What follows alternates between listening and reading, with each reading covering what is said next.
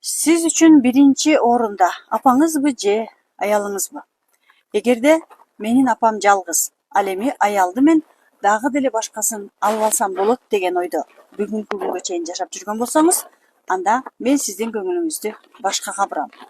Эки адам чогуу баш кошкондо алар өздөрүнүн ата-энеси менен бөлүнүп, сепарация болуп чыгышат. Жана дал ошол үй бүлөлүк жашоодо иерархия боюнча биз үй бүлөбүздө же жолдошубуз же аялыбыз менен чогуу бир катарда турабыз. Мындайча айтканда, биринчи орунда өзүбүз, андан кийин биздин жубайыбыз же жолдошубуз.